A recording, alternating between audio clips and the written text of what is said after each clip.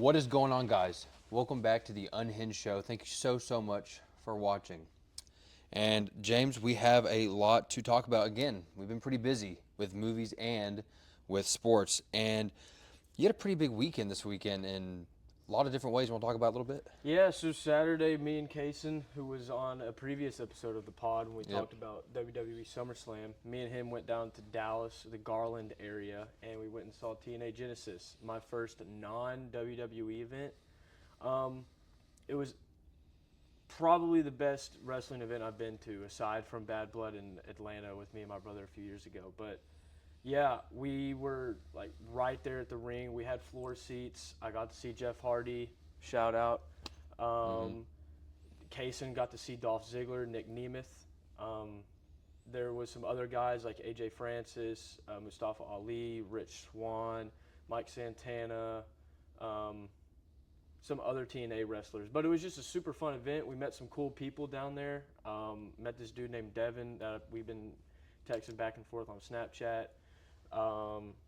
Yeah, man, it was just a fun Saturday. And then to cap it all off, Seattle beat the fuck out of the 49ers, like I said they would, 41-6. Yeah. The shitty thing about it is that the wrestling event started when the Seahawks game did. Of course. And I told myself I wasn't going to watch the game.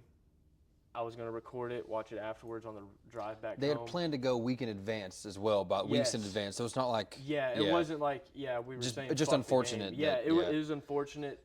Of course, the time when Seattle gets to play is the exact time I'm seeing the wrestling event. The way it works. Of course, that's how it would work. But yeah. I couldn't help myself. I did the same thing. I did mute all my alerts, so none of the texts that you guys were sending to the group chat, buddies from work, my dad and stuff, I didn't see any of those. I saw that we took back the opening kick, looked over at Kaysen, said, bro, we just took back the opening kick, it's over with. He was like, bro, y'all about to belt. And then Nicky Manwari, I saw him run in the end zone, didn't realize that it didn't count. And then periodically would look back and forth at the game. Saw we were up 27-6 at halftime. Put my phone in my pocket. Enjoyed the rest of the wrestling event. Knew the game was over, and then finished it up in bed when I got home. Nice. Yeah, everybody talking shit in the comments on Instagram. You know, TikTok. we will get into that in a second because I do want to kind of dive into that. That was correct. We'll go into a deep dive. That was correct. But yeah, it was a fun weekend. Fun weekend. Saturday, got to see my childhood hero, childhood dream come true for me. That's so cool. Seahawks belted the fuck out of an arch rival, and then Sunday watched some games with the fellas. So it was a good weekend. Great weekend, yeah. Shout out the Frogs for finishing 25 in the AP poll. That's huge. I mean, we had a mid-season. In the Alamo Bowl, beat a good USC team. Yes, they had some people out, but it doesn't matter. Y'all didn't have y'all starting quarterback. We didn't. We did not. Ended up winning.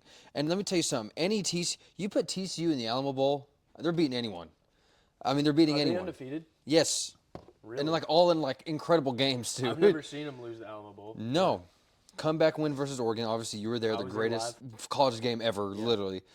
A few years later, beat Stanford, have a comeback victory against them. Bryce Love, Heisman finalist in that game. He actually ended up getting hurt, but doesn't matter. Who was the TCU team? Kenny Hill? Yes, that year. We lost against Baker Mayfield in Oklahoma in the Big 12 championship game. Yeah. Yeah, but we still had a good team. They were unbelievable. That was his Heisman year. Didn't they get, we got belted? Yeah. It is what it is. Who cares? And then this year, obviously, I thought we were going to get cooked. I was nervous. We thought about going. Then Josh Hoover said he wasn't playing. We were like... None of the USC guys that we knew were playing. Yeah, we were like, But... No quit in the Frogs. No quit. Overtime touchdown. Amazing. Shout out Ken Seals. I love you. All right. That's it. And also, I'd like to mention, so my sports moments of the year, we filmed that before this game. And this game was the 30th, so it does count. This would probably be number 2, by the way. I don't know what it would push out. It wouldn't be beating the Eagles, that comeback against the Eagles. Would it beat the Chiefs? Yeah. It would probably, because that game, it means a lot. It's good going into next season. Great momentum. A lot of very young team. So that would be number 2, by the way. Not that it matters, but yeah. Shout out. Shout out. Shout out the Frogs. Always shout out the Frogs. You know what? I would even go as far as to say that if TCU were to play that Indiana team in the Alamo Bowl, we'd probably beat them. I'm just kidding. How about the Hoosiers? I mean, how about them? Light the SIG, right? baby. Light the Indiana SIG. wins Natty 27-21. And Like the SIGs, dude. here's what I'll say, man. A valiant effort by Miami. They No one thought it'd be this close. I mean, most people were like, oh, Georgia. Even I had vibes of Georgia TCU. Everyone was like, oh, it's going to be a violent belt. I didn't think it was going to be that bad, but I know you expected didn't. them to get belted, A though. lot of people did. And you said 10 plus. Mm-hmm. You said 10 plus. And I even was wrong because I picked Miami, but I said if Indiana does win, it would be like 17 plus. I thought it would be a belt. And Indiana wins by 6 points. Indiana controlled the game for the first half. It was 10-0. Second quarter was all Indiana. All Indiana. And Miami's defense played well, but the offense just couldn't get anything going. Yeah. Then the third quarter happens. Mark Fletcher, 57-yard touchdown. You're like, oh, crap. Game. We have ourselves a game. Miami stops Indiana. Miami gets the ball back. They punt the ball, blocked punt. Yeah. 17-7. You're like, crap. That kind of goes to show because they're shutting down Fernando. Fernando isn't having that great of a game, and just kind of showing everyone this is a team. We're a great team. Fernando can be on an off game. Yeah. And the special teams are showing up. And then boom, Malachi Toney, that 22-yard touchdown. It's like, oh crap, they're getting the ball to the playmakers because they were forcing this to Toney early, and he was getting shut down. Jet touch pass to him, just give him the ball in open space. Touchdown. I was like, oh my gosh. And Carson was slinging the rock too. He was even though that counts as a touchdown pass, it was just a jet. But aside from that, he's slinging the ball. He's making some good throws. Yeah, I mean, besides the end of the game, he was playing great. Besides the end of the game, he was doing really well. Indiana gets the ball back. They go down the field. They score. Great 4th and 5. You're thinking they're easily going to pass it. Fake draw up the middle. Does a little juke. And then does the dive, the Superman. Really cool play by Fernando Mendoza. That shot is gonna be like if I was an Indiana fan, I'd have that. Yeah. Like on my wall. Like that. Like that's a poster-worthy shot. That's a poster-worthy shot. Really cool because again, he hadn't really done too much in that game. You know, he really been shut down. Miami did what I said they needed to do. Is they got a lot of pressure on him. He missed a lot of throws, a lot of open receivers, and his receivers dropped a lot of. Surratt had 2 key drops that were like they could really change the game. Really. Yeah. They go down the field, few minutes left, and Miami shuts down Indiana. They kick the field goal, 27-21. Yeah. So then Miami gets the ball with like a minute 20 left. Yeah, no but timeouts. Don't forget that false start though. That Indiana could have just. That was true. They could have just scored a touchdown, ran in, false start, and I was like, and then because I was done at that, I was really about to leave when it was for like 1st and goal or 2nd and whatever. They false start. I'm like, crap. And Becker, dude. Connection of Mendoza and Becker, dude. That guy. I mean, I don't understand on 3rd and long you don't have another guy over there. Yeah, that's twice. 2 different times. Twice. I mean, the wide receivers in clutch are just you can't stop them. It was Brady to Edelman all over again. It was Stafford to Cup in that season. It was like that's what it was. Yes. But they did stop him. I thought Miami would go for that 4th and 5. Or that 4th and goal, but they kicked the field goal. Smart decision. Take your points. Make Miami go score a touchdown. All right. Oh, you're saying you thought Indiana was gonna go for it again down there. Got it. Yeah. They didn't. Ended up being a smart move. Yeah. All right. So Miami hesitated. They make some good 3rd and long completion. I think it was like 2nd down. Throws it, makes a bad throw, just launches it, just trying to make something happen. Forcing the ball is what happened. Intercepted, and Indiana wins the game. And I'd like to say one thing. I know everyone's clowning Carson Beck. You know, that's the easy shot. Everyone's clowning him. He's a great player. He's a good quarterback. I don't care how old he is. I mean, he is the average age of Indiana's team. He's 23 years old. Why is he getting clowned for being a 23-year-old in college? Because you have to think of the average college football They're fan. retarded. They didn't go to college. They're overweight. Yeah. They're losers. He makes $4 million. He made $4 million this year. And they're jealous because he has money. And he has money, and he does get. Despite how, admittedly, he's not a very good-looking dude. Who cares when he's tatted up? If you're tall and a quarterback and tatted, your face can look like whatever it wants. When a Bella Danger is on there that for you, stop. Come on, bro. Yeah. So I want to say shout out Carson Beck. He doesn't deserve the hate he's getting. No. And not single-handedly, but he won that game against Ole Miss. He had the clutch throws, that clutch running. Like that last drive was him. Yeah. Shout out Mark Fletcher too. Mark Fletcher is going to be a dog. Is he going to the draft? I assume he is. I know he was there last year. He's going to Seattle. That would be freaking annoying. That would be almost as annoying as Ruben Bain going to the Chiefs. Well, which is maybe going to shout out him. Shout out that line. Got pressure again. I don't say they got in his head, but he did miss some throws. He got sacked. He got hit, bloody mouth. yeah, They were getting on him. I knew Miami's defense was good. They surprised me. I mean, but the ultimate shout out. Fernando likes to shout people out. Indiana, shout out them. They made the plays. They did what they needed to do. They showed that, they're a complete team. Fernando can be off. Yeah. The running game was on fire. Both running backs made some good runs. Number 8, Charlie Becker, Black or either one. I don't remember. Black. Yeah, It's Black. He was Himby's hard hit. number 1. Him and Himby. Fletcher. Well, Fletcher was hard, nose to the ground, Yeah. hard running. That Pacheco running style Yes. that Black has. Yes. He's going to be a dog wherever he goes. But yeah, great game. Both defenses were on fire. Nothing more really to say to me. No, for me. I agree with the majority of the things you're saying. Yeah, I'm gonna just talk about, because we were talking about stories, last night. Yeah. Like, what's the bigger story? And I know you said Miami. I was understand. wrong. I was just baiting. Yeah, Straight up. but when you have a quarterback, yeah. now I'm gonna throw some things out here. So if I'm incorrect, let me know. But Nando was a 2-star. Yeah. He's a 2-star guy who was denied a walk-on at Miami.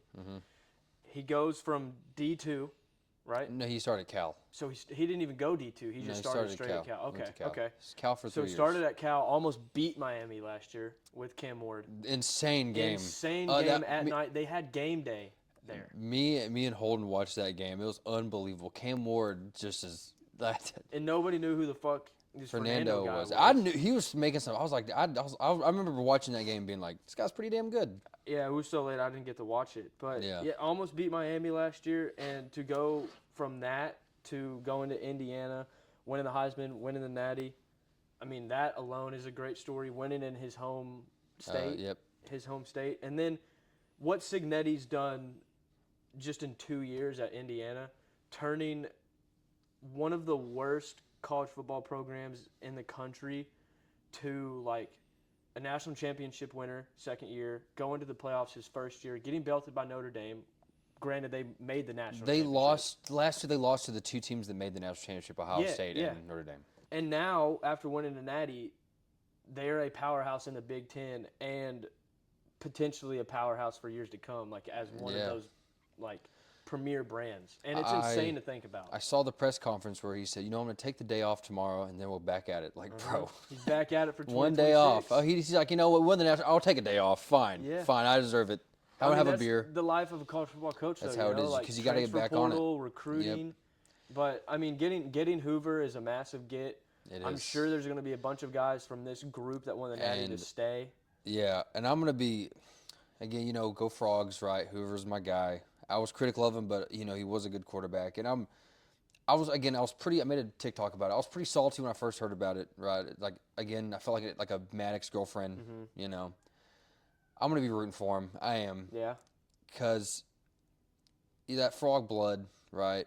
And I know he's going to a good place. Because again, Fernando Mendoza ran the most RPOs this year. You know who's the second most? Josh Hoover. Going to a similar system. Oh, shit. Right, exactly. He might pass for 6,000 yards. And I hope he does, really. And I will be rooting. 6,000 yards, 60 touchdowns. I'll be rooting for him. I hope he has a better season. I hope he has the best season ever. I really do. Because he has more agility than Fernando, right? Fernando can run better. He's a little bit faster. But in terms of arm strength, I would say Hoover probably has the better arm. Fernando can throw. Fernando definitely has a quicker release, but I would say most of their tangibles, I would say Hoover has. Yeah, man. I mean, the story of Indiana, I mean, they're going to make a movie about it, potentially, I think. They should. Like, just from what they were, a laughingstock of college football, strictly just a basketball school, into what I just said. You see the basketball stadium was packed last night, bro. Dude. That is sick. Yeah, that is cool. I don't know, man. I watch the McAfee show every day, and him being in Indiana. A little more hype. Yeah, and his wife went to Indiana and stuff like that, was raised there, and them just being like a football town and like this happening, it's just awesome to see. Yeah. Like we are witnessing a come up of what could be a dynasty in college football potentially, with how Cignetti is. You're right, dude. And again, this Indiana team was just they played well, And it was crazy to think the first play of this season, Old Dominion 75-yard touchdown. You're thinking, oh my God, it's over for Indiana. It's like, it's funny how, and then who would have thought, 6 months, 5 months later. The last play is them getting an interception and winning the Natty. Win the Natty, taking the knee. Yep. Did you know, to finish this off, did you know the guy that intercepted that ball, his uncle was the Miami Hurricanes corner against Ohio State when he got the PI for Ohio State to win the Natty in 2001 or something like that? No way. Yes. Yeah. Dude, that's crazy. Insane. That's just the way it is, huh? I And mean, his this nephew is. got the interception against Miami to win it for Indiana. Hey, man. That's just the way these storylines go, dude. It's crazy, a small world, right? It's crazy. Yeah, but okay, and to end it off, who's winning next year? The Natty? Yeah. The way too early? Way, unbelievably too early. Day Michigan. after the season. Michigan? Mm-hmm. Okay. Michigan versus somebody in the Big Ten because we run college football, So you think 2 Big Ten teams in the Natty? potentially. Michigan versus Ohio State in the Natty. Feed families, bro. Dude, could you imagine? Feed families. I don't really know, man. You know who could? No, I'm not going to say this out loud. Not going to put that energy out. I'll tell you after, but I'm not going to say who I was going to say. Probably TCU. Okay. I mean, I could see Ohio State being back, right? I could see Michigan, like with a quarterback coach, would be cool. Wow, crazy shit, dude. That's a It's cool. almost like a team. That's a crazy concept. Yeah, bro. Getting a quarterback coach. Didn't know about those. But other than that, LSU. Come on, I'm on that train, bro. I know, bro. I literally, what I was watching today? After I rewatched the Rams Seahawks highlights, I was watching Sam Levitt highlights at Arizona, bro. Especially against TCU this year. Nah, they're gonna be good. You can't deny it. Hide from it, run from it. Destiny arrives all the same. That's all I gotta say. When that block game rolls into town, people get scared. Kiffin. Chokes. Dude, I don't know. You're probably right. Get your popcorn ready. Proceeds to get belted. Anyway, we'll see. And I like Kiffin. I do too. I would not be mad if LSU won. I just can't get Lane Kiffin Ole Miss out of my head. I normally don't like LSU. I really don't, but I like Lane Kiffin. I was salty at him at first. I was like, oh, he's an op. But then I heard about him wanting to coach, them not letting him, all that stuff. And that's just a... Does Ole Miss get back? That's a conversation for a different day. That's another... We'll get there when we get there. But yeah, I don't know. We'll see. Off-season talk. All right. So let's talk about the championship games. Yeah, we obviously know what game we're going to finish on. We're going to finish on that one, right? But we'll start with the Patriots at the Broncos. What a matchup. I want to talk about both of the divisional games a little bit. I have a little bit written down for both, and then we'll talk about the overall matchup. So Broncos beat the Bills 33-30 in overtime. Heartbreaking loss for Josh. But at the same time, you can't have 4 turnovers and expect to win. 2 fumbles, 2 interceptions. James Cook had a fumble lost, and the defense giving up 33. And here's a crazy hot take. The Broncos didn't play the best either. They had 3 turnovers as well, 2 fumbles lost. Yeah, they almost gave it away. Bo Nix had not a horrible interception, but a pretty bad one, I guess. But here's the thing: Bo Nix I think he was the best quarterback of this weekend. Honestly, even better than Drake May, definitely better than Josh, definitely better than C.J. Stroud. What? Do you disagree? Sam Darnold played clean. He didn't have the yards. In terms of like willing your team, making the plays to win, I had a feeling you were going to say that. But in terms of like had to win, Sam Darnold didn't really have to do much to win the game. Not hating on him at all. It's not a diss. I would just Caleb. 3 turnovers. But that play. But that interception right after. We'll talk about that in a second. But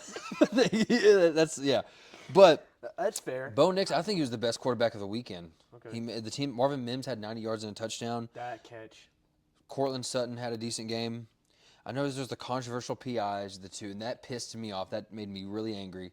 And looking back, It was a pick. I'm not okay. That controversial interception, in the moment, I crashed out straight up. I was like, this is I had a mental breakdown looking back. And Joe Burrow actually had a tweet, too. He said, I don't understand how people still don't get the rules and don't understand how this works. He didn't have possession. It was an interception. And that sucks also because I like Brandon Cooks, former Cowboy, is a dog. But that's just the way it rolls. Josh. The cookie crumbles. Josh missed. He had who was, I think it was Kincaid or Knox, one of the cool big tight ends he had over the middle. If that ball had been a little bit underthrown, He would have had him. had it for a touchdown, he would have walked in, or at least been at the goal line. When was this at in the game? This was that last drive. Oh. Yes. When he threw the pick. It was, yeah. Holy shit. It was in overtime. And yeah, he'd have hit. It's just things like that, and it sucks, but it's the way. I was rooting for Josh, I really was, but And how then the your cookie coach crumbles. gets fired. So His the Bills coach gets fired. I don't know where they're gonna go. I don't know who. Bills are cursed. They are really. I mean, it's unbelievable. Since the '90s. Josh needs to get out. We'll see what happens this offseason. Truly, I mean, I don't know. Bo Nix breaks his ankle at the end of the game. No one knows about it until Adam Scheffner posts about it. Jared Stidham, been playing for a few years. He is a solid backup. Played under Tom Brady for a little bit. You know, who knows? Stidham. Former Baylor Auburn quarterback. Beat a Nick Saban-led Bama team. Or damn. Yep. I mean, if I was a Bills fan, I'd be so pissed. I'd cry. Like you lose by 3 points, game-losing field goal, and you're like, okay, well, this team's good. They might go win the Super Bowl. A few hours later, Bo Nix broke his ankle. He's not going to be able to play next weekend. I mean, that's just what you get. And then Drake May gets like a walk in the park. Maybe not, though. We'll see. Patriots beat the Texans, and C.J. Stroud. Emmanuel Ocho said this was an abomination to the game, which is like a little dramatic, but maybe given the elements, given they had so many injuries, I don't think it's an abomination to the game. But he played, and they didn't have really a run game either, but did he play objectively very poorly? He did. I mean, you sent the video to me. He could have thrown the ball at the ground I single did. play. I watched and had that. a better quarterback rating than what he finished the game with. And you just can't. I have no. I like to be positive. I try to. I really do. But there's nothing you can say. Drake May as well. I mean, the elements really did play a part. He threw a pick, had 2 fumbles. He did not. 2 fumbles lost, by the way. Did not play the best game. But this is what he did do. The good things. That 4th and 1 throw to Douglas, touchdown. That throw to Booty, unbelievable. Maybe the catch of the year. It's up there. I mean, in terms of playoff game, in terms of putting for sure. in terms of putting your team, you know, like sealing the game, pretty much. Playoffs for sure. I'd have to see the crazy catches this season. I needed like a highlight reel, yeah, for sure. But I mean, as of right now, in the elements too, that makes it even cooler. Yeah. Shout out the Patriots. Shout out Drake May. And his throw to Stephon. That was nuts. That touchdown. Yeah, that was tight roped right there. Yeah. Right in between 2 defenders. So, yeah, again, shout out Drake May, you know. Yeah. And especially with his O-line getting roached. They were getting roached. I mean, Will Campbell. I love Will Campbell. I love that dog, but my quarterback. But I mean, he was a bitch for Will Campbell. He was straight up a bitch. And not Will Campbell, Will Anderson. Yeah. He was Will Anderson's bitch. I think a lot of people would be Will Anderson's bitches. I would be, but he needs a rookie. Here's the thing. What? You said you'd be? Probably. If I was at the O-line? Right. Yeah. Anyway. Dude, I think he's LeBron's son. He looks more like LeBron than Bronny does. Have you seen those? No. Anyway, it's funny. Okay. Anyway, he's playing like it. And I feel sorry for the Texas defense. I mean, that is an elite, unreal defense. Yeah. And C.J. Stroud just has 5. Should have started Davis Mills, man. 5 fumbles, 5 interceptions in this playoffs, I think, is what it was. Holy fuck. Yeah. Should have started Davis Mills. Maybe. I don't know what they're going to do, but Davis Mills would have lit their ass up, dude. I think the neck. He gave him the neck. Yeah. So that leads to the Patriots and the Broncos. They travel 2 Mile High. Iconic matchup, dude. That's going to be a great matchup. I mean, that's an old legacy matchup, dude, really. That's us in middle school. That was Manning, Brady. And I was really conflicted making my pick. I really was. Hear me out, okay? The Broncos defense causes turnovers. Mm-hmm. They do. Josh Allen they caused 5 turnovers, and they were all, you know, I think that, especially that one pick at the end where that's good defense. That wasn't even a bad ball. Yeah. The team, in good weather, they cause turnovers, all right? Yeah. Jared Stidham. I know that's what you're thinking. Oh, my, it's going to be a cakewalk. Jared Stidham is if he was like a 2 or 3 year backup, had not much starting experience, hasn't been, you know, I would be like, I wouldn't think about it. Playoff game. It's different. It's different than preseason and regular season. Do you remember the last time the Patriots played a backup quarterback in a playoff game? Do you remember that? And I hate saying this because Was it Philly? it was. Yeah, but Nick Foles didn't like come in like with a week to get prepared. Doesn't He matter. was there like.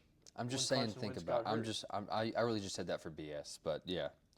I trust. Reason being is that I don't think Jarrett Stidham is like a horrible option, right? Like I don't think people are doubting him way too Cam much. Newton on week's notice than Jared Stidham.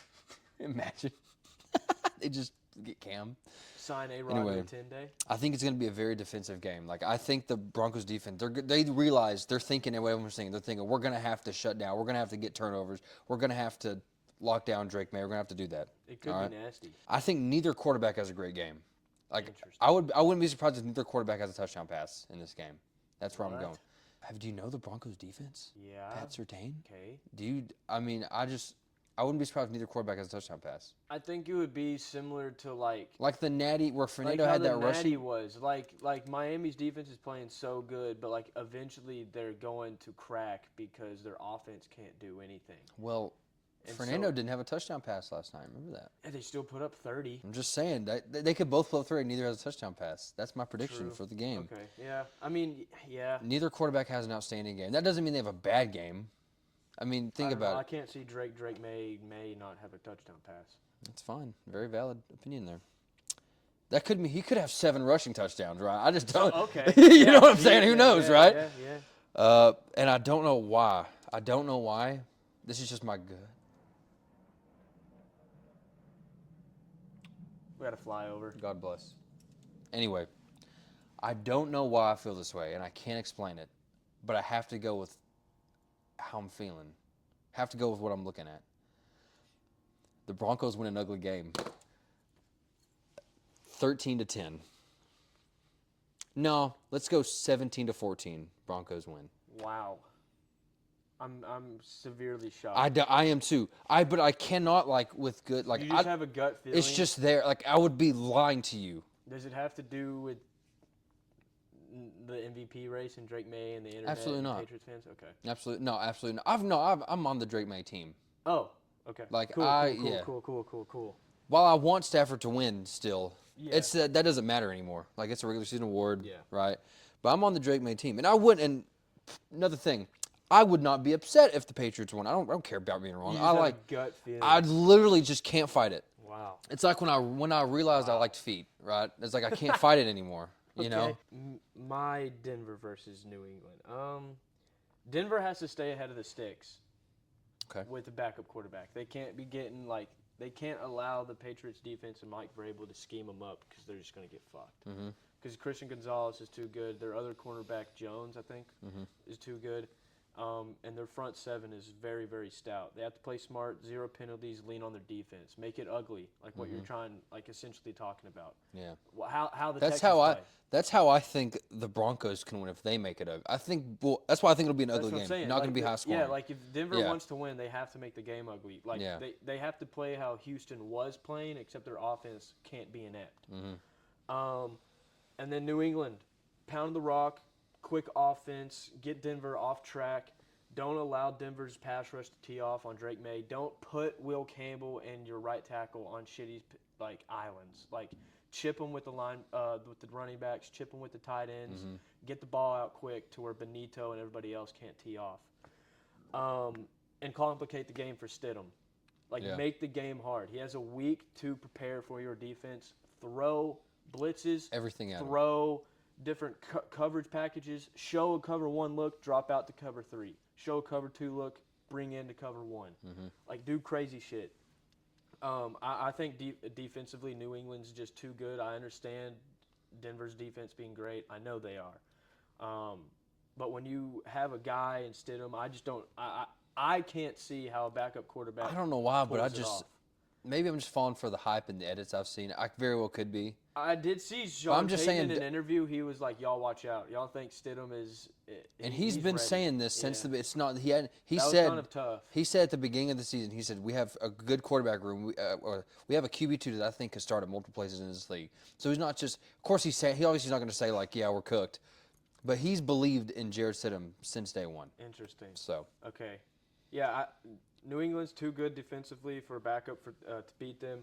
Drake does just enough, and Denver and Stidham turn the ball over too much. So what I think I think it's going to be like 10-10, like kind of what you're predicting midway through the third. I think the Patriots finally crack like another touchdown to go up. And then I think Stidham turns the ball over for like a pick six or gives New England short field position and they win 24-10. That's my prediction. Okay. For the Patriots. That's very valid, but I don't know why. I just couldn't fight it. I couldn't fight it. I fuck with it. I fuck that we're going opposite. Yeah, I like that too. All right. So the Rams travel to Seattle to play the Seattle Seahawks. And let's talk about the Bears-Rams game first for a little bit. Okay. I mean, the weather really, it affected Stafford. There were some missed throws. There was all that. But he still played pretty good. No turnovers. Puka made some great catches. Kyron had an amazing game. 117 total yards, 2 touchdowns. A lot of that didn't matter, though. And I want to say this. On paper, they should have lost. The Bears had more time possession. They had more yards. They had, like, more everything, literally. Except for turnovers. Bears had more turnovers. And I just want to say, Caleb Williams is genuinely the most, like, fascinating player I've, like, seen in a while. So, on one drive, he will make the most immaculate, amazing, Mahomes-like throw. That play where he just rolls around, just launches it touchdown, corner of the end zone to Cole Kmet. Unbelievable. Like, we not go like this and fall to our knees? No, we all audibly jumped. What? It was awesome. It was awesome. You called it. I think I was like, watch this shit. I said, watch them do some bullshit. You said this is about to be the greatest play on the planet. It's about to be the greatest play on the planet. And it was. Yeah. 2 weeks in a row. Yes. But this is why it's fascinating. The next fucking drive, do the most boneheaded shit. It wasn't his fault. It wasn't? The pick? The pick wasn't his fault? Throwing to DJ Moore? Right? Is this the pick that we're talking about? The pick at the end of the game. That's DJ Moore's fault. He didn't run his full route. Really? He stopped running. Shit. I didn't. So okay. we're talking about the deep over, right? The one where like DJ's going and the safety just drops and it's. So he just quit running his route. Yeah, he slowed down. But he still had 2 other interceptions. Yeah. And he's aggressive though. He's aggressive. That's what you're gonna get. That's what you're saying. And it's like, and I love him. Yeah. I do. And I want him to win a Super Bowl one day. I really do. Like. And for Chicago. And for Chicago, what a heartbreak for them. What a heart. And you imagine, because Caleb, obviously, he's going to feel like it's his fault, right? And, yeah, just a heartbreaker for them. They have a good team, though. They'll be back. They have a good future, for sure. But I just want to say, build off of this year. Caleb Williams, he's just unreal. And I would say, you can go as far as say the Rams kind of got bailed by the turnovers, they kind of got helped a little bit. They did. See, you're seeing the vision. But here's the thing, though. You're seeing what Every team needs some bailing a little bit in their lives. We'll talk about that after this next game. The Hawks, I mean, just the Niners had no chance. Opening kick, I knew. Watching the game with some Niners fans, I was like, I knew this game was over. There's nothing really much to talk about. Purdy had 2 turnovers, pick, and a fumble loss. McCaffrey tried. He tried his best. Couldn't really get going, only 74 yards. Easiest lock against Seattle is McCaffrey under. Won money off of that. You did. Interesting. They had no big plays. Their biggest play was like, I think, 16 yards. They held him. San Francisco could not get anything going, and that's really all you need to talk about. Darnold controlled the game, no turnovers. Smith and Jigba, he had the touchdown, didn't have to do that much. Kenneth Walker, a career best game, no? Yeah, it is. Okay, he tied the franchise touchdown running back record. 3 touchdowns, over 100 rush yards. I mean, Kenneth Walker, carries. Crazy. And yeah, there's really not much more to say about that game. Let's talk about this coming game. So you made some headlines. You didn't make headline, but you got a quarter of 100K views. You've gotten hundreds of comments making fun of you, talking about your nails, saying that even some Seahawks fans. I read some of those saying that you're too cocky. How do you feel about that? I mean, when you talk the talk and you walk the walk, and the shit gets backed up. I mean, it's not cockiness; it's truth. That's what it is. Let them know. So you're confident. Yeah, I'm confident. I have every right to be confident. I mean, since the Rams lost, we haven't lost a game. And since the Rams win, we've fucking mopped the floor with everybody we played. Phillip Rivers gave us trouble, but that would be – I think he gave us trouble because we only had a week prepared, like 1 week to prepare a game plan around a guy that hasn't played in like 4 years. You're going to watch film from 5 years ago? Yeah. And he's one of like – he's a future Hall of Famer. So like Phillip ain't some fucking slouch off the couch. Yeah. Like he's a good quarterback, but I have every right to be confident. Why would I not? Like I predicted a shellacking against the Niners, and In fact, you undersold it. I undersold the game. I said we were going to win 30-something to 10. We beat them 41-6. Come on, dude. Come on. Sorry, I'm right. Sorry, I make right. correct predictions. Sorry, I'm Yeah. just a fucking guy from the future that knows ball. Yes, you can't help it. Can't It's not help your it. fault. Yeah, it's not my fault that I'm just. You can't help it, right? Yeah. That I know my shit. I know my team. I went back today. I looked at both games. Week 11, Rams won 21-9. I want to say one thing. Yeah. Seahawks fans, I understand that you're like, I need to calm down and stop being cocky. You deserve to be confident. You deserve to believe in your team. You deserve to think that your team is going to go out there and belt everybody. After the years that we've had going 7-10 with Russ, the Pete Carroll era, past LOB, costed us a Super Bowl against the Patriots, getting made fun of for 12 years for throwing the ball on the 1 yard line. Seahawks fans, wake the fuck up. This is the biggest game of this team. You Since better the Super Bowl. be talking shit. Talk the fucking talk. This team backs it the fuck up. We're about to get into it. We're winning this weekend. Open your fucking mouth and talk that shit. You have every right to be confident. I love that. This is a non-fan, right, analysis of the game, all right? I went back and looked at both games. Fire. So, Week 11, 21-19, a bit of a heartbreaker, Rams win, all right? Darnold throws 4 interceptions, and if you just look at the box score, you're thinking, like I did at first, you're thinking that's easily what the game went down to. After the 4th pick, the Hawks very well could have won that game very easily. It's unbelievable. They were still in the game after N4, and the key to the game for the Rams was that red zone defense. I mean, the amount of y'all kicked 4 field goals, 5. Yes. Yeah, no, we settled for 4 field goals. We settled for field goals and not touchdowns every time. And those interceptions, those first 2, you throw 4 interceptions. It's gonna lead to something, but 2 of them led to touchdowns. 2 of them led to touchdowns, and then that another one, Puka luckily fumbled that next drive, but Kobe Bryant.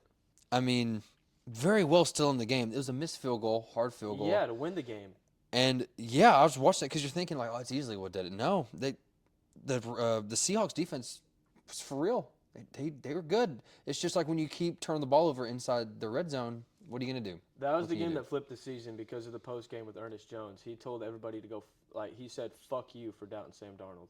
Yeah. And since then, we've fucking mopped the floor with everybody. Next game, Week 16, 38-37 overtime win. Best game of the year. Back and forth game at first, right? And then belt. And the Rams, it seemed like the Rams were running away with it. It got to a point where I'm like, I was watching the highlights of this game, like how they come back. And you thought that too.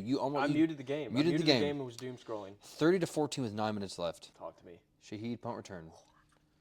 That silly ass 2-point conversion. That was correct. It was correct. Would you say though that that's luck? Yeah. Okay. You need luck to win. Like the Rams did with Caleb Williams and him not finishing the route. Some teams need some luck. It's okay to get a little bit of luck. When I was making that comment, I was talking about the refs being on the Rams side about bullshit calls. Oh, okay. Yep. Well, it happens to everyone. It's good to have some luck. All right. And then that Barner touchdown. Really cool touchdown. Good play. Great play design. Where did Barner go? He's from Michigan? He went to Michigan. Really? Won the Natty. He's on the Natty team? Yes. Oh, cool. Okay. And then they make the other 2-point. That other 2-point was good, where there's that play design where that tight ends or whoever that was that caught the one to win the game in overtime. Oh, Sauter, yeah. That was never caught a pass all season. That was an amazing play design. That was awesome. Shout out Clint Kubiak. And that's even with Puka Nacua just going 225 off. Both. That was right after. And he played unreal, had the touchdown pass, and had 2 touchdowns. That long one in overtime, which that was old overtime rules. They just won that game. Yeah, I thought the game was over. Changed. Bills. And I think you could say if you were to rank the top 5 best players in the playoffs, 3 of them are in this game, and that's JSN, Puka, and Stafford. I think, would you agree with that? Yeah. Pretty easily. Yeah. Right?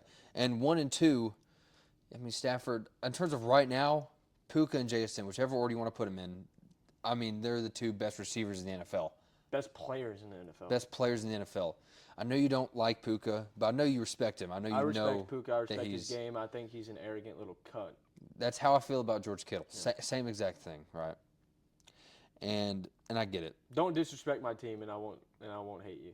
I'm not going to disrespect your team. No, I'm you're talking about I Puka. was Yeah, like, I was I'm talking so about Puka. Puka disrespects the yeah, Seahawks. So I fuck get it. you. And the same thing with Kittle. He disrespects the Cowboys wearing the shirt that says F Cowboys. So completely understandable. No, he's not a shark. He's a player that's like, if he's on your team, fuck you with love him to death. Yeah. Like I totally I'd understand. rather die for my team. I'll ride and die with my quarterback. Yeah. And, I tried, after reading some of the comments hating on you, it makes me mad. It made my mom mad, actually, by the way. Really? My mom was like, yeah. And I was like, don't say don't comment. I was like, don't say a freaking word. And she didn't. Obviously loving parents. Your sons are putting themselves on social media, and I love it, You've dude. slowly grown, like you've been in my family. You know what I'm saying? So you've been around. That's hilarious. So yeah. And with all that stuff, these Rams fans, they have a, they in their comments they put, Rams, so it's them talking trash. And I tried to convince myself, and this is the same thing with the Broncos, right? Though I'm probably going to be rooting for the Hawks, I'm going to pick the Rams. Okay. That's not hating. Like, I want you to know, it's the same. Like, I'm not picking them just to hate on your team. I just think the Rams are going to win. Okay. However, but you're going to be rooting for Seattle. Because of those fans talking about my boy. Yeah. And I like the hype. The hype is fun, watching you get hyped up. And I expect if the Cowboys are there, you would do the same thing for me. Unless the Seahawks are there, of course. All right. Thank you for that. I'm rooting for the Hawks. And it's a situation where I'm not rooting for the team, but like I'm not gonna cry if the Rams win. Yeah. Like Stafford. I love Stafford. I love Puka too, as much as I know you don't like him. But the hype is real, and if I'm putting money on it, I'm putting on the Rams. Fair. Rams by 3. They have more. Yeah. That's what I have. I have Rams by 3. Fair. And then the point totals, by the way, is 3 total, 38-37, and then 21-19.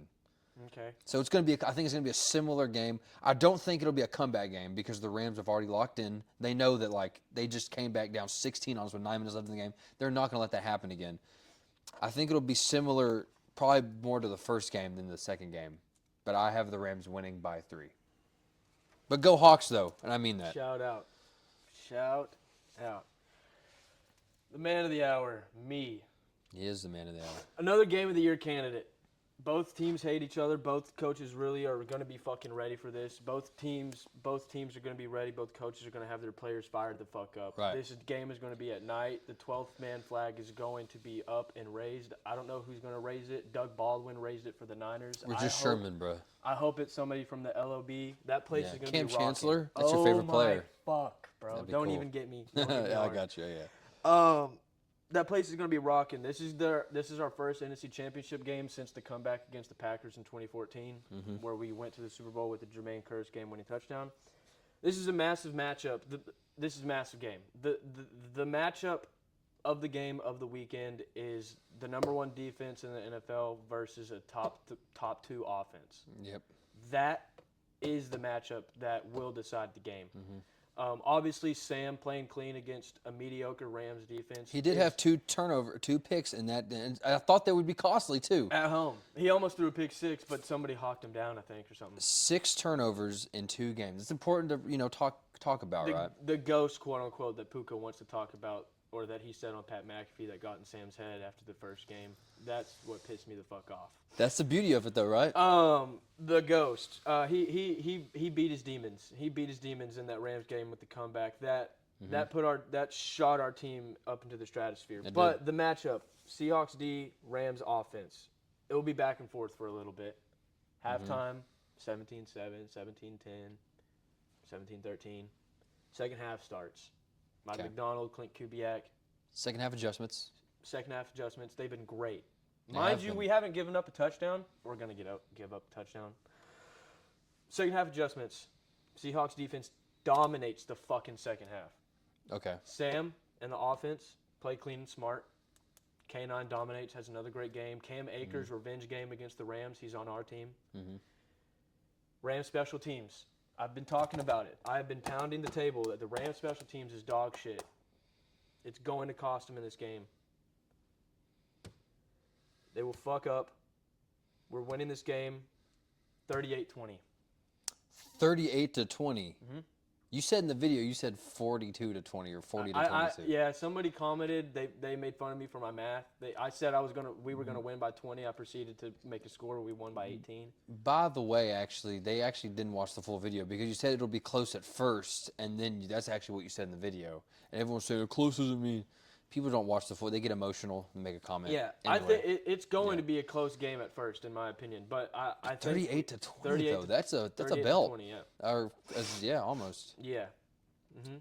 Why? Because our defense, the defense is going to be pissed off that we give up a touchdown. Straight up, our defense is going to be fucking pissed if we give up a touchdown. With how we've been playing, with us being at home, we expect to dominate anybody that comes through the opposing tunnel. We're probably going to give up a touchdown or two. It's going to be chippy. I'm expecting chippiness. I'm expecting hatred. I'm expecting Devon Witherspoon to pop Puka, to pop Devontae Adams. But I expect Puka to pop them too. Yeah. Puka's going to get up and he's going to talk shit. There's going to be jabbering. Helmets are going to be touching. Refs are going to get in between. This is going to be a game where you better strap up your fucking shoulder pads and helmet. Do you know what I think this game's going to come down to? And it's because Sam. I love storylines. I love Titans going against each other. And the Titans, I mean JSN and Puka. I think it's which one of them makes that catch. I said Rams by 3. Now let's talk about Jay. Oh, you think Cooper Kupp is the one? Yeah. Playoff Cooper, revenge game. White on white. White on white crime. Sam Darnold, the Cooper Kupp. I could see, again, playoff Coop's a real thing. People wants to call him washed. He's not washed. He's 5 catches, 5 targets, 60 yards. And Darnold had 124. He had half of the yards that Darnold had against the 49ers. I think it just means more, man. This game just means more to us. But it means a lot to both. No, I know. I know it means a lot to both teams. But this just means more. When you're a team, it's different when everybody hears the shit when you're a player. Like, no matter how you want to go about it, everybody hears everything outside. No matter how you want to close it off. Preseason, we are projected to be 4th in the NFC West, below the Cardinals. We are projected to be a top 5 pick. We are projected to win no more than 4 games people were having. That's true. People are talking shit about the Sam Darnold move. People are calling Cooper Kupp old. He doesn't have it anymore. People are saying DeMarcus Lawrence is old. He's going off into retirement. You said that. I did say that. He's not going to do anything. People made fun of his interview for saying that he came to Seattle to win a Super Bowl, left Dallas. People are making fun of that. All that, getting rid of Pete. Pat McAfee could constantly talked about how us painting over the walls and getting over Pete Carroll or getting rid of Pete, Geno, Russell, all that shit was going to be so bad. We're going to be cursed. We proceeded to go 14-3, dominate the NFC West. This shit means something to this team differently than it means for the Rams. We have a chip on our shoulder that nobody believes in us except the fans in Seattle and the fans across the whole world. This game projects us into the Super Bowl against a foe that I want for 12 years of pain. And if we get that matchup, I will be insufferable for 2 straight weeks on this podcast. It's okay. We are winning this game via belt. And next 18 week, points. And next week, I will come on this podcast in some sort of an outfit. I already have in my head what I'm going to be wearing. And it will be very entertaining for all the Rams fans and the 10.5 thousand view video on Instagram and 25K. TikTok. 25K on Instagram, 10.5K on TikTok. Shout out you guys. You guys are my biggest fans. They are. I don't why people don't realize that leaving a comment helps. Yeah, anywhere. I appreciate it. It I doesn't love piss it. me off. I I love think it's actually hilarious that you care about what I'm wearing on my hands more than you care about your living situation. Yeah, no, or the way you look and how big you Yeah. are. I mean, there's a lot of overweight people, Rams fans. Hey, who am I to judge? They're just jealous that I'm confident in things and they have no confidence, so they have to project their insecurities on a confident male. Just a random dude on the internet. Yeah. You know? So next Tuesday, or actually we could film Monday. Next Monday or whenever when we film, receipts will be made. Are you gonna you're gonna do a reaction video, win or lose? I want you to confirm that right now. Yeah. So I can video you after the game. Yes. Yeah. I didn't do reaction. I did do reaction videos for losses. I did reaction videos for all the games. You did. So you're gonna do okay. Yeah. You're stand on it. You're ready. Bro, like, Because a lot of them said, I'll be back. Yeah, like, this is no coward shit. Like, I've talked the talk. Like, I'm not going to not back up my word. Like, that's the shit that I don't like about all these sports people on ESPN and on the internet. Like, they talk a big game, but when something bad happens, they don't want to face it. Yeah. If I lose, let me have it, because I've talked shit. Yeah. But we aren't losing. If for some reason we lose this game, we'll film a video. And I just want to double down. So you are supreme. There's not a shadow of doubt. I told you last week on the episode that there is not a single team in the playoffs that can beat this team. Okay. He's on it, guys. So I just have Rams by 3. I have them by 18. Hell yeah. I love that. I love that, right? Yeah. And again, I just to recap a little bit, I have the Broncos winning, and I have the Rams winning, and you have the opposite. So that's cool. I have Patriots winning by 14, and I have Seattle winning by 18. Okay, there you go. So you got some not interesting games, really. I think the Broncos will be. I think they'll both be interesting until the end. I think they're both going to be interesting first half, and then second half, the better team pulls away. Very valid. Okay, so let's pivot a little bit. So we talked about sports. We're going to talk about 2 of the movies that we've seen recently. The first 2 movies and the only 2 movies we've seen this year so far. Yeah. Primate. This movie was. I'm going to give my score. Give yours. You want to give it at the same time? 3, 2, 1, 7 out of 10. 5. So basically the same. Yeah. So 3.5 out. I thought this movie was a great little horror film. We were very intrigued the whole time. Yeah. I have written down. Ben is the Patrick Bateman of monkeys. Really, he is. Ben Orifarm the whole movie, he kills someone, then just Orifarms. The camera will pan on him, just like staring at him. It's awesome. They had spoilers for Primate. It's been out for a while. They had to 3v1 him to beat him. I mean, they had to. Yeah, they needed all the help they could get. Handicap match, dude. Handicap match. Yeah. It's a fun horror movie. Is some of the writing, not the best? Yeah, but who cares? Old school horror movie vibes. Are some of the characters, as soon as you introduce them, you're like, yeah, they're getting smited instantly. Yeah. Yes. But that's the beauty of it. You go in there for that. From the opening scene of the zookeeper guy getting his face ripped off. Shout out Kevin. Peter. Shout out John. Yeah, that was a great scene.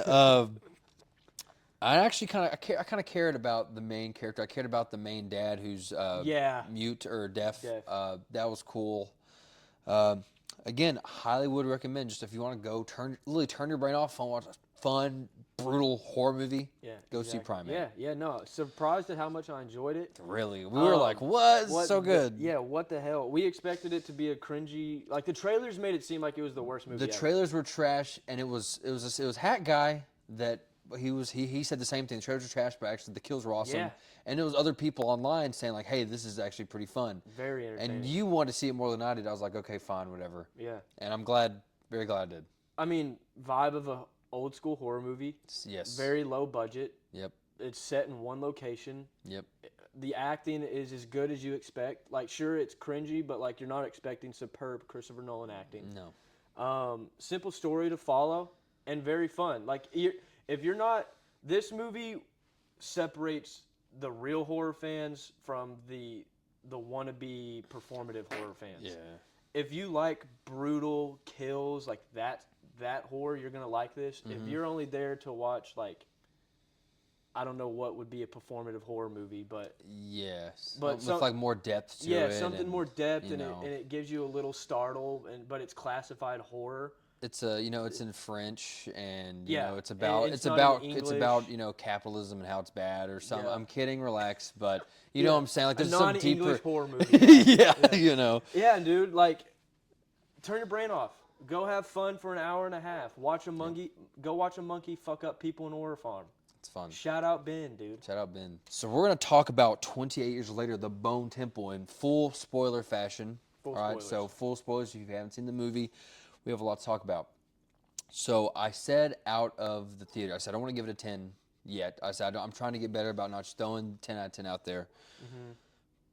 But I was thinking about it. There is not a single thing I would change about this film. Not a single thing. No. I would classify it as a masterpiece. Then I'm going to give 28 Years Later, The Bone Temple a 10 out of 10. I'm giving it that. I loved this movie. Talk about the performances first. Oh yeah. Ray Fiennes, he's basically the main character in this. I would say he has more screen time. Him and Jack. I asked you at the end of the movie who you think is like the lead. I wouldn't say you could say 3 leads. Honestly, I could say Jack and Spike. Spike, yeah. Yeah.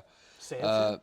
Ray Fiennes is amazing. He's so like weird in this movie. He makes the most of like such a weird character, and like anyone would be weird in that situation, right? Fuck yeah. I mean, you've lost your mind. You've lost your mind. Human bones are all around you. 25/8. You're covered in iodine. Yeah. You know, he's weird, but it's okay. Alfie Williams as Spike. He's great in this, like he was in the last one. Kid actors, again, they can be hit or miss. He is definitely hidden. Yeah. From that opening scene, he's great, and really enjoyed him every time he was on screen. I want to talk about, what's her name? Erin Kellyman. She played that one Jimmy girl that ended up becoming friends with them. Yeah, the one in red. She was good. You really you weren't sure about her at first, but then eventually you knew that she was going to help him out. And then Chai Lewis Perry is Samson. He's an MMA fighter. Do you know that? Oh, Guy that plays him, yeah. And he didn't really have to do, he's just screaming, yelling the whole time. But then when he locks in that scene, he's awesome. He's actually, he's 6'9". I don't know how much he weighs, but he's 6'9". I looked, yeah. Holy shit. He's a monster, bro. Yeah. But the performance of, I'm going to be talking, this is one of the best performances I've seen in a long time. Jack O'Connell as Sir Lord Jimmy Crystal. Unbelievable. He is one of the best villains in a while. Again, I said this. He's better in this than he is in Sinners, which is saying a lot. Yeah. 2 of my favorite performances of the past couple years. Awful, horrible villain. Pure evil, dude. And I would like to say one thing about Sir Lord Jimmy Crystal. He is loosely based on basically England's version of Epstein, Jimmy Savile. Cult leader. He arred a lot of people. And I've seen a lot of videos and people from, Great Britain, England, saying, don't dress up as this guy for Halloween. If you want to be him, he's based on a horrible guy. Don't dress up as him. Like, I've seen multiple videos of saying the same thing. I'm going to dress up as him for Halloween. I'm going out of my way to because of those people. But here's why. The Chainsaw Massacre. He's based on he's not, remember, this guy is not playing that guy. Yeah. That guy is loosely based on him. He's not playing him. That dude is playing Leatherface. That dude's playing the Leatherface is based on Ed Gein, who is a killer serial artist. Yeah, right. But no one cares when you dress up as him. Yeah. Almost every serial killer in every movie is based on something that happened in real life, and you can say, "Oh, but this is based on." I think I'm going to dress up as him for Halloween. Jimmy Colt. The only thing that I don't know if I'll do the upside down cross. I'm a Christian. Yeah. I don't like that. St. Peter's Cross. Yeah. But it's an easy call. It's tracksuit, bunch of chains, and a blonde wig. Ruffled beard. Drip is I think I'm gonna do that. I'm gonna try to nail the accent down. Okay. But yeah, he's absolutely amazing. If the Oscars were given out early, he'd be my easy. He is way too early best supporting right now. Not for 2027. Yeah, yeah. And the only thing that stinks is that this movie came out in January, so there's gonna be a lot of performances coming after that. And sadly, we gotta keep that in mind. We gotta keep this. Gotta keep pounding it. I mean, actually, I don't think it would be hard because I try not to give out 5 out of 5s. I'm trying to get better. I'm a loser. I try to make my 5 out of 5s important. And they are. That's a big rating, right? Yeah. But dude, This is 5 out of 5. This film highlights both the humanity and the horror in this world. Yeah, bro. The humanity being the relationship between Samson and Dr. Kelson, right? How Samson literally becomes human again. Moon. And then he says, I don't have a ticket. That scene, because all the infected were in there, and they're like, there's something up with this. It was funny how they were like, something's up with this guy. Yeah. What's going on with what's going on with the boss man? Going back in time. He sits there, and then they're all just staring at him. They don't like. Bro. I think they're even looking at each other at some point. Like, should we get him? He goes, I don't have a ticket. And then they lock in, and they're like, this guy's, And it's cool because he gets bitten multiple times, and and we see him later on, he's still talking. So that must be like a super cure, right? To where even, I guess, like an antidote, because again, he gets bitten, and he's good. he's still good after that. I don't know if you remember in the bus fight when he's fighting No, all yeah, of them. he definitely He got gets bit, bit. and Like you so- see the blood spewing. So that's more lore for down the road. Whatever doctor gave him. Yeah, I saw some people on Instagram and TikTok talking about how they think that Samson may not be in the next one. How that might be like a loose end, just to like for people to think about, and they're going to focus on, Jim, Cillian Murphy, and the new characters. Samson took away the doctor, right? Took his body and walked away. And I don't know. I hope that's not true. I want to see more Samson. Obviously, he was really cool, and that's a but cool if that's dynamic. the ending, that would be cool. That it would be, and I wouldn't really hate it as much as I thought I would. Showed the humanity, also showed the horror in this world, and the horror isn't the zombies or the infected. Excuse me. No, it isn't. Fuck no, it When isn't. they're in that shed, Bro. and when he says, "Sir Nick, take their shirts. Yeah, what offering do you want to make? What offering do you want to I make? want to take their shirt off. I want to take their shirts." I was like, "What? They don't. He already took the shirt." then you had to think about it for a second. They go away. That goes off of them. Comes back, and you just see like their body skinned. You see they perfectly cut the. It's. I was like, Well, what? they showed it for a second of the knife going in the dude's. Yeah, they show it for a second, and then you see this. You see like muscles out. Well, the fucking opening scene, bro. The opening scene where he kills Where the. Spike stabs the dude in the quad, and it's like, okay, he stabbed like, him, and then "Help." they show the whole spewing blood, out, bro. and then Jimmy jumps Sir down Jimmy and starts making Sir jokes. Lord Jimmy Crystal's just like he's like proud. He's like proud. It's Fucked up humor, really. That's what this that's movie is. another thing this movie did so well was that it was funny. Yeah. It was funny. Sir Jimmy Crystal was He's hilarious. hilarious, dude. Like it's similar to Hans Landa in Inglourious Bastards. That's the main Nazi. Yeah. He was like awful human, but he's like you kind of like him. You hate this. He's like- horrible, but you kinda kind of funny. he's kind of funny. And oh gosh, like the scenes where he first meets Dr. Kelson, and he's like, "Your name's Jimmy." He goes, "Well, I'm Sir Lord Jimmy Crystal, but Jimmy's fine." Like that's. Bro, he's so awkward and like, and he actually believes that that's his dad for a second. Oh my gosh, that scene where the cult meets Dr. Kelson, but they think he's Nick because he threatens him. 666. What a cool and imagine this. You may seem silly, but if you're one of those people and you're convinced that you're about to meet the devil, and you get that, you're like. And that's what they were doing. They were like, "Oh, this is amazing," I love this. That was also that song was good. The everything in its right place or whatever that Radiohead song that plays. Dun dun dun dun dun. You know what I'm talking about? When did it play? It During played. the dance? There was just like it was just like in between. It's like probably middle of the film. It just played that song kind of like as a transition. I guess you didn't notice it. I probably did. I'm losing. You would track. know the song if you heard it, but it's a good Radiohead song, and they used it well. That was cool. When Samson locked in, that scene where he's on, it shows him as a kid on the train, and he like knows something's up, and then when he's like, "No, I don't have a ticket," and like that and then lock just in, beat the fuck and out then of he everybody, fought bro. all of them. That was so awesome, and they're all waiting, like they know something's up with them. I like how they didn't attack him until he says, because they were like staring at him. They're just. They're like, something's up with this guy. Yeah. Yeah, bro. Oh man. And then we already talked about the take off their shirt scene. That was just again horrible. The visuals in this movie was fucking crazy. The visuals. I want to talk about that ending scene. So back on after the 666 dance, he's like, because Sir Lord Jimmy Crystal. I don't know why I keep. Sir Lord. tells Dr. Kelson like, hey, I guess tell them that they're to follow me, blah blah blah. And then he's like, he does that, but then he's like, I have one more request. And then Jimmy's like, what? No, you don't. What?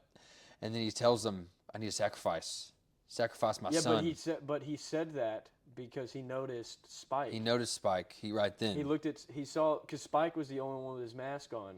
Mm-hmm. And in the other film, they met, and so he walked over to Spike, took his mask off, realized it was Spike, and then he was like, "I have one more request." Yeah, and the way Jimmy, that was funny. He's like, "Oh, nope, No, no, you don't."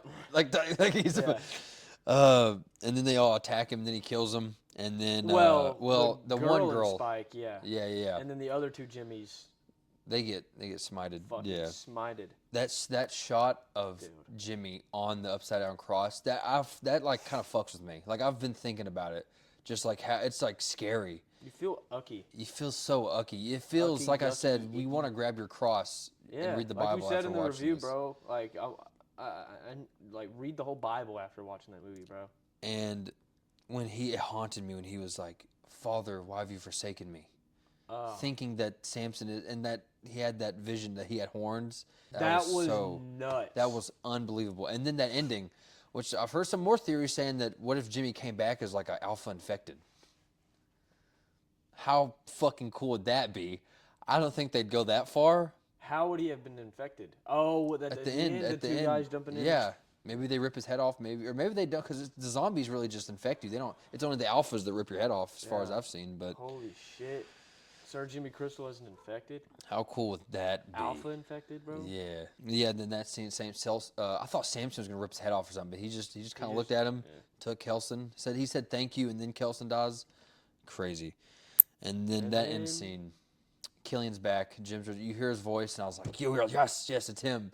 And then the music plays, and then you see Spike and the other Jimmy. She said her name, but I forgot. But they're running, and then his daughter's like, "Should we help them?" He's like, "Yes." Doesn't hesitate. He's like, "Yes, we should help them." And then that's it. And they did a great job of setting up the next one. Just a quick little scene, brought Killian back. It's a great film. Yeah. Nothing much else to say about it, right? Yeah, I mean, one of the most fucked up movies I've ever seen. Truly one of the most fucked up movies I've ever seen. Both in visuals and just kind of like mental, right? Yeah, like how you feel after. Yeah, I felt icky watching it. Like the whole time I'm sitting there like I shouldn't be watching this. Like you said, you're Christian. I mean, I have my fucking rosary on. I just felt wrong. But like I can separate that shit from You can, art. right? Yeah. Especially the Jimmy Cult. Every time when the Jimmy Cult was on, I was like, "Oh God, something's about to happen." Obviously the shirt scene. You knew you were like nervous. Every time when the Jimmy Cult was on the screen, you just have this feeling like something like I'm about to feel uneasy. The music, cinematography was beautiful. We already talked about how Ralph and Jack stole the show every time when they were on scene. Loved Jack, pure evil. You have this sense, like, as the movie's going, they're building up to something. Like most movies do, you know, some movies do it better than others, and this movie, like, it's this slow build of just horror and brutality and just pure evil that the end encapsulates that whole feeling that you had during the whole movie. The visuals of the end, Iron Maiden's song at the end, the 666 thing, Ralph looking evil as fuck. Yeah. Jimmy Colt dancing, the towers of bones upon towers of bones just surrounding them, gave for what was an insane ending. And then, like we just touched, Cillian Murphy at the end, bro. So, something I want to talk about. The box office wasn't good. It wasn't good.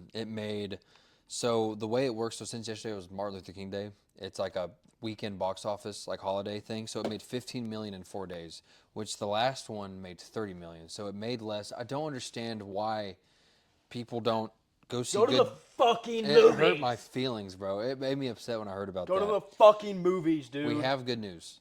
The third film has already been like greenlit, confirmed. Not started filming yet. There's a chance, like I don't want to put this in there, but it's not like confirmed. Like they started making it. I think it's like on the ground running. It still could get canceled. Who knows? No. But finger crossed it doesn't. This movie, like critically and to the fans, has 96 on Rotten Tomatoes. It's decent. Like the critics liked it overall, but they do like it a little bit more. The audience score, the people like us liked this one way more. Oh yeah. And 28 years later was fucking amazing, great. dude. Yeah, I agree. But especially the ending that we talked about a few pods ago, like how people didn't like 28 years later ending. After watching Bone Temple, it makes that last one better. Yes, it makes the last one better, which I think is not the job of the sequel, but I mean, you could say that's the goal. Yeah, I would say so, to further the world. You know, there is one flaw I have with this movie, though. There is one flaw. Samson's penis is smaller. Did you notice that? Yeah, a little bit. It was a little, yeah. I know. And we didn't get as much shots of it either. We didn't get as many shots of it. Yeah. Why is the They were very unapologetic in that first one. It's like, it's there. It's slinging. massive? It's in your face. It's as big as fucking Stormbreaker, dude. This It is. handle. That's how big his cock was. And And now it's the size of Mjolnir. it looked a little smaller. And it wasn't in the film. We didn't get as many views of it, which that kind of hurt me. But I'll let it slide. Still 10 out of 10. Still a 10 out of 10. It would be a 10.1. Yeah. No, I'm kidding. But yeah, I didn't. I'm not even kidding. Did you I notice noticed that? it. Yes. I was like, like when he showed up in the field when he was standing across from Ralph. yeah, It's like, yes, cock shot. I was ready. And then the camera pans and it's just. I guess I guess it's how like a girl feels when you're about to do it and they have a small one. I guess that's how it feels. I'm sorry, women. They wouldn't have that experience, you know. I don't get that a lot, so. It does happen to me. Anyway, that's. Do you have anything else you want to say? Nah. Go No? Hawks. That's all I have to say. Go Hawks. Go Go Hawks. see this movie. Yes. Go Go- see 28 Years Later Bone Temple. Please. Go Hawks. Go Hawks. BTA. Go watch 20 Years Later. Go watch Primate. Go to the movie theater. Go Hawks and go Broncos. Go Hawks. Go Pats. Revenge game 2014 Super Bowl. On it. On it. We'll be back here next week with our, I guess, reactions to the game. Super Bowl. Super Bowl's coming up. Any other news that we might hear about? Any other movies that we might see? We'll talk about it Doomsday. here. Doomsday. There's a bunch of stuff happening with that. A lot coming up soon, guys.